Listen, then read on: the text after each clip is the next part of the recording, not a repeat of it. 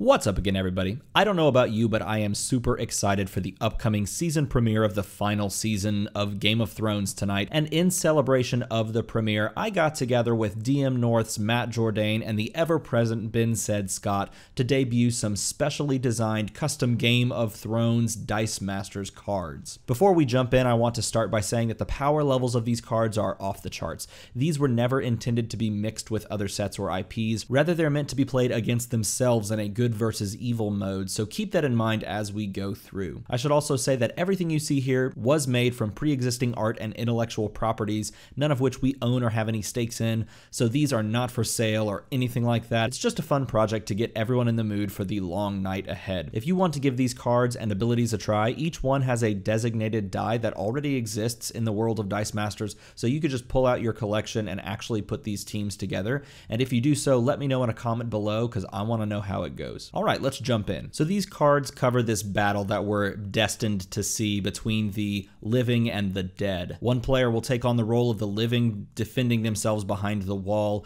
and the other will take on the role of the dead, controlled by the White Walkers and the Night King. This mode sort of tweaks some of the pre-existing rules of Dice Masters. The living player will always go first and will actually roll all 4 of their dice and not put one of them into the spent pile, and they will start with the normal 20 health. The dead player will start with 50 health and a standard opening turn of 4 dice, like you would normally when you go second. Outside of that, though, the gameplay is basically the same. The game's going to work exactly the same way that you play any game of Dice Masters with those slight tweaks. There is a new keyword that we added, as well as a tweak to an existing keyword to make it a little bit more playable for this format. I'll cover those when we get to them. Let's go ahead and jump in. Starting with the good guys, the team of the living, we're going to start with Bran Stark, the Three-Eyed Raven, a 3-cost bolt character using the die faces and stats from the old school dwarf wizard from Faerun Under Siege. He's a max 4, House Stark affiliated, and he says when fielded, name 2 dice. Draw 2 dice from your bag, prep any correctly named dice, and if you prep 2 dice with this ability, you may repeat this effect. Move any incorrectly named dice to your used pile. At that point, if you incorrectly name any dice, you don't get to repeat the effect would end there. So this is a twist on the old school deck of many things that said name 2 different dice and draw 2 dice from your bag. With that card, you couldn't name sidekicks, and so the card was pretty terrible because if you used it and then pulled 2 sidekicks, it never worked. Well, with this card, with Bran, it actually can work because you can name 2 sidekicks. So this can be used early game, mid game, and late game. As long as you sort of guess what is coming in the future, then you can prep a bunch of dice, and that's pretty sweet and thematic. Really powerful for a 3-drop. It's a when fielded effect, so you could cycle him if there's an auto KO method of any sort built into this set, which I believe there is. Then you should be able to keep this triggering just about every turn. Very fun, very thematic, look into the future style ramp option that's perfect for the Three-Eyed Raven. The next card we're going to look at is Bronn Sellsword. He's a 4-cost shield character. He's got the stat line from Captain Elok Jarawan, however you pronounce that guy from Faerun Under Siege, one of the 2 pirates. He's got a cool heroic keyword, and I made a slight tweak to this. It says when fielded and at the start of your turn, so you don't have to cycle him. Bronn may pair up with a different heroic character until the start of your next turn. While Bronn is paired up, he and his partner gain cleave and fast. So again, originally heroic was one of those abilities that only triggered when fielded, and so you'd have to cycle the die back around and then field the next turn in order to get that same heroic sort of pair up trigger. But with this, you can just keep naming, and it's kind of necessary too because what they're up against is pretty hard to defeat.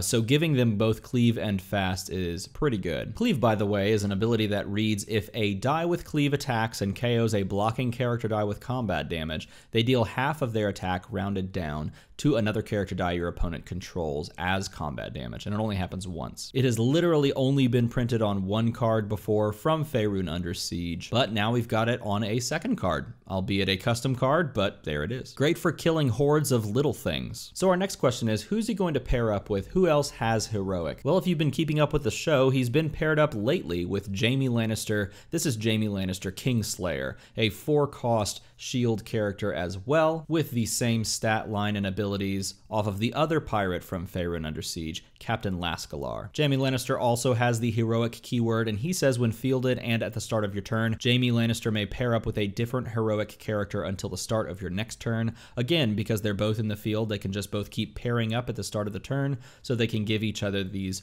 buffs. His buffs are, while Jaime Lannister is paired up, he and his partner gain +2 attack and Call Out. Call Out is an ability that reads, when a character die with Call Out attacks, you target an opposing character die. That targeted die can only legally block the attacking die that used Call Out on it, and no other die can legally block that die that used Call Out. So basically they just fight each other alone, and the defender has no choice in the matter. Now, if the die that used Call Out cannot legally be blocked for any reason, then the effect of Call Out is canceled. So these two paired up are really, really strong. They can call stuff out, they deal their damage first, they can pop things left and right with cleave, all very, very good stuff. Very powerful on your turn attackers. All right, next up we have the one, the only Jon Snow, King in the North, 5-cost shield character, with the same stat line and die faces as Drizzt from, again, Faerun Under Siege. He is a max 1, and he also has Cleave. He also has the most thematic ability for him possible. He's got Regenerate. He has a while active ability that says, while active, your sidekicks gain +1/+1 and range 1. And he has a synergy ability that says, once per turn on your turn, pay 2 masks, field up to 2 sidekicks from your used pile. Wow, that's a lot of stuff, but he's worth it. As one of the most important characters in the show, he might as well be loaded up with awesome abilities. We already know that Cleave allows him to deal extra damage when he KOs something, so he can cut down a White Walker and also kill a White at the same time. Regenerate allows you, if he gets KO'd, to reroll that die. If he comes up as a character face, he goes right back out in the field as if nothing had happened. His while active ability makes all of your sidekick character dice a little bit stronger. You can think of them as like the Night's Watch, maybe, if you want to think really thematically, and they get range, so they get to like shoot your opponent's character dice with arrows or whatever. And the synergy ability, if you don't remember synergy from way back in the Green Arrow and Flash, it's basically like a global ability, except you have to actually purchase and have the character active in order to use it. So with the synergy ability out there, once per turn, you can pay 2 masks like a global and field sidekicks from your used pile, which makes obviously his while active ability so much better. Speaking of frontrunners of the entire series, here's Daenerys Targaryen. She's a 4-cost bolt character using the Zendala Cimber die from the most recent D&D set. She is a max 1, and she says, while active, at the start of your turn, put a hatch counter on Daenerys Targaryen. Whenever you could use a global ability, so on your opponent's turn or your turn, you may pay 3 hatch counters from this card to purchase Drogon, Rhaegal, and Viserion for free. While active, when you field Drogon, Rhaegal, and Viserion, spin it up 1 level if able. Now, how good is that? Well, let's take a look at Drogon, Rhaegal, and Viserion. Children of Daenerys. It's a, weirdly enough, a 3-cost, but it requires all 4 energy to purchase, meaning you can't actually purchase this die. The only way to get it is to pay the hatch counters off Daenerys. So she is completely integral to actually getting access to these dragons, as she is in the show. Obviously, if you're taking a look at the dice sides, this card is based off the most recent red dragon from the Tomb of Annihilation set. They are the children of Daenerys, and they have a new keyword called Spitfire. When this die attacks, pay X to deal X damage to up to 3 target opposing character dice. So this is a little twist on Breath Weapon, which dragons normally have. Rather than dealing a set number of damage to all opposing character dice and the opponent, you're instead dealing as much damage or as little damage as you want to up to 3 target opposing character dice. So you get to pick and choose where this damage is going and what they're hitting. The card also says Drogon, Rhaegal, and Viserion cannot attack or block unless Daenerys Targaryen is active. At the start of the attack step, if Daenerys Targaryen is not active, Drogon, Rhaegal, and Viserion deal damage equal to its highest level to all other character dice, and that includes your own. So these things are a bit temperamental, and they do want their mom to be around. So Daenerys, while controlling her dragons, really does wield a ton of power, and these things are extremely useful in the fight. So if you're keeping count, that is 6 characters thus far, and I've saved this character for last because it's one of those characters and one of those abilities that you want to see what everything else looks like first so that you can wrap your head around what this one can do. This is Arya Stark Faceless. She's a 4-drop bolt character using that stat line from the Human Outlander from the most recent Tomb of Annihilation set. She's got both Deadly as a keyword, and when fielded, Arya Stark copies the abilities of target friendly character die until she leaves the field zone. Once per turn, when you could use a global ability, you may target a different friendly character die, and if you do, Arya Stark copies the abilities of that character die, replacing all previous choices, until she leaves the field zone. So yes, this is the super rare Mimic's ability, except it is constrained to friendly character dice, and that's thematic purposes only, because there are some keywords on the bad guy side of things that would be a little strange for her to be able to kind of take and use.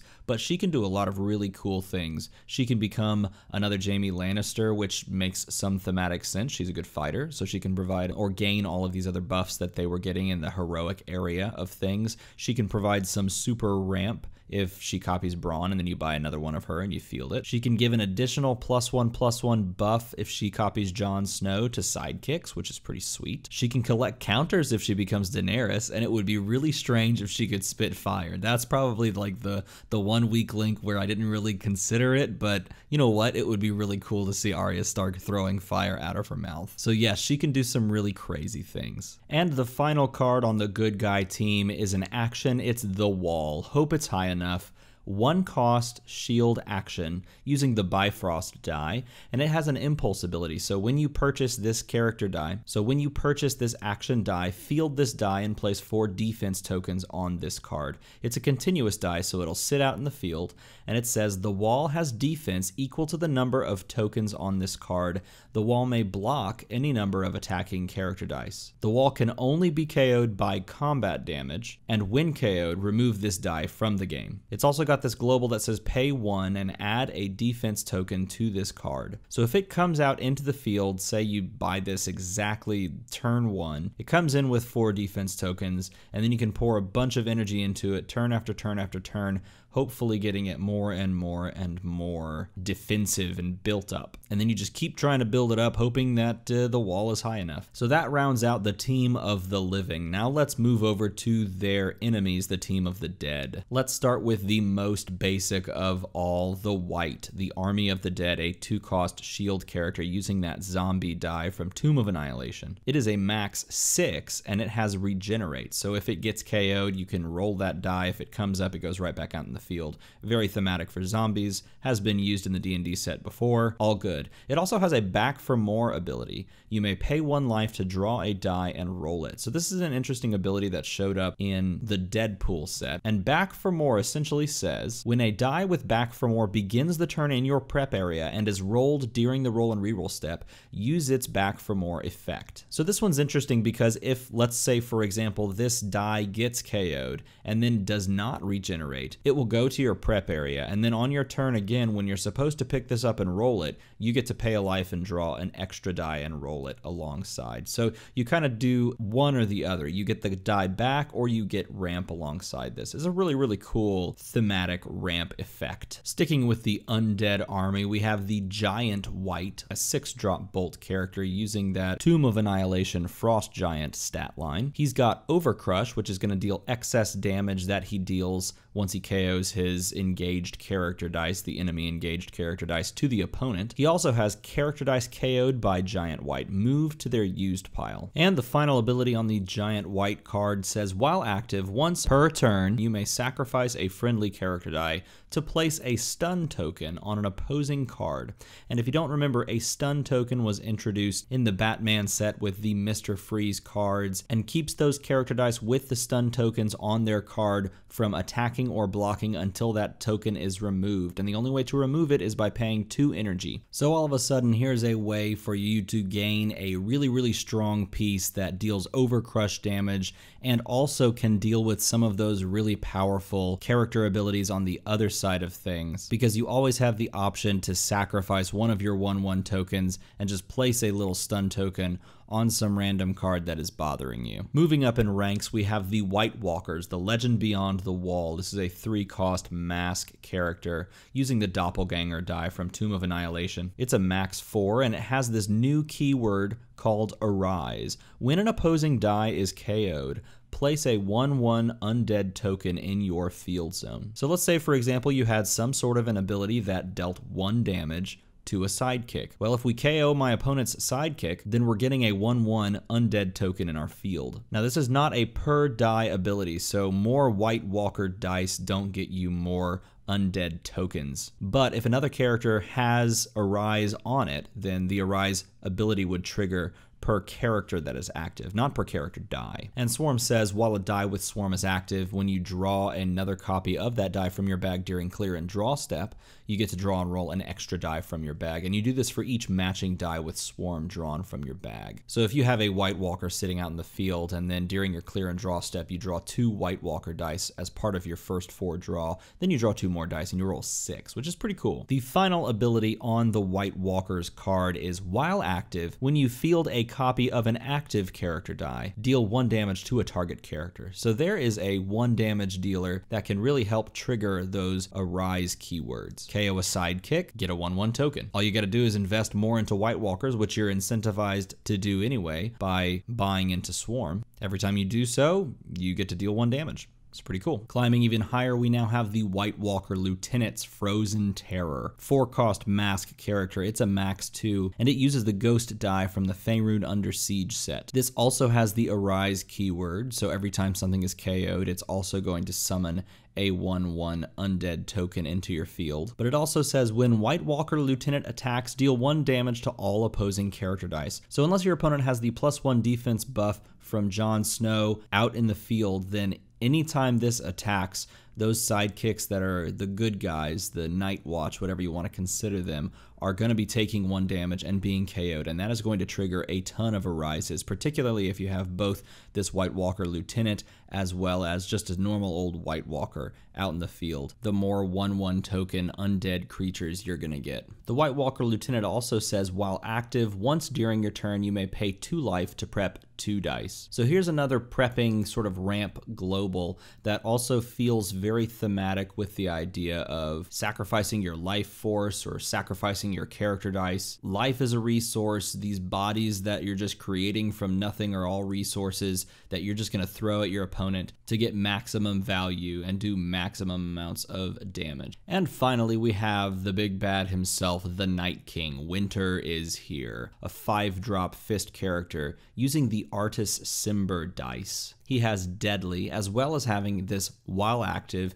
If you control more characters than your opponent at the start of your turn, your opponent loses 2 life and the Night King gains Arise. Now all of that is well and good, and that makes him a pretty decent card already, but then he has this ability. While active, when an Arise effect is used, you may use a copy of that effect. All of a sudden, oh my gosh, if you can trigger a KO while you have the Night King active alongside 1 die for the Lieutenant and 1 die for the White Walker, and let's say you have more dice than your opponent in the field, including those tokens, right? KOing 1 sidekick will give you 6 1/1 tokens, because each Arise effect will trigger for those 3 characters that are active, and then the Night King will use a copy of each of those Arise triggers. That's absolutely crazy. And it's so wonderfully thematic too, because he would be the most powerful and most capable of rising all of these things from the dead. I mean, we saw it in the Hardhorn episode where he just like raised up all of those dudes as they were sailing away to some like daring escape. So it makes perfect thematic sense, and it's just powerful enough to make the bad guys very, very scary and formidable, because all those good guy powers were super duper strong. And we'd be remiss if we left off one of the most memorable moments in the entire series thus far. Here's Ice Lance, Dragon Slayer. 2-cost, bolt action, using the Poison Dart Trap die. It's a max 4, and it says pay X life and sacrifice a character die to deal X damage to target opposing character die. So essentially, I can just pay any amount of life and sacrifice a 1/1 to deal any amount of damage that we want to any character die that's out there in the field on my opponent's side of things. But wait, there's more. If you KO Drogon, Rhaegal, and Viserion with this ability, place the KO die in your field zone on the same level. This die is under your control for the remainder of the game, and this ability can only occur once per game, keeping with the theme and what happened in the actual episode. So you use Ice Lance to take out a dragon, you get a dragon. And which dragon do you get? Well, you get Viserion, Dragon of Ice. It's got that same weird purchase cost that is impossible to actually purchase. It uses the same dice because you will actually be taking this die from your opponent, and it actually says this card starts starts the game with no dice. It has the Spitfire keyword we talked about earlier, so you can pay X to deal X damage to 3 things. And it also says when Viserion KOs an opposing die with combat damage, not with Spitfire, but with combat damage, place a stun token on that die's card. So if this KOs just a sidekick, well then it doesn't actually do much. But if it KOs anything of consequence, so if this blocks anything big, then all of a sudden that thing has a stun token as well.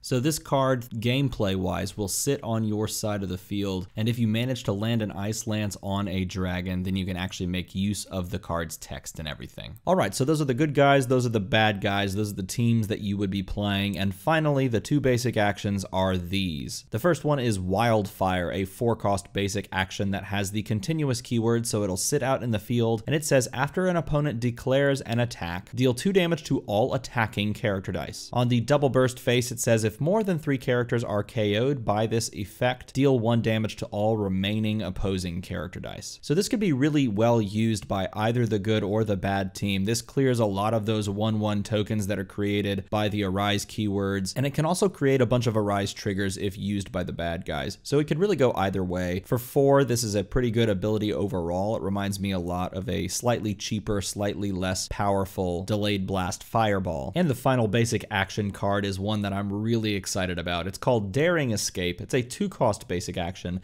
and it says choose one. Prep a die from your used pile, or prep an active character die. On the burst and double burst face, this die gains Boomerang. So this is like a nice mashup between Released from the Ice from the Thor set and a brand new ability that allows you to essentially cycle one of your character dice so that you can use the when fielded effect again without having to actually KO it. The fact that the die gains Boomerang as well means you could possibly do this again and again and again, so it reminds me a little bit of Throne Brick as well. So this is one of those really cool mashup cards that feels like a lot of things coming together to create this one card that can do a lot of different, very flexible things. I like this one a lot. So there you have it. There is a custom set of cards themed around this battle between the living and the dead that we're supposed to see this final season of Game of Thrones. We're only a few hours away from the premiere of this final season, so I am getting super hyped. I hope this got you in the mood to see what's going to happen in these last few episodes.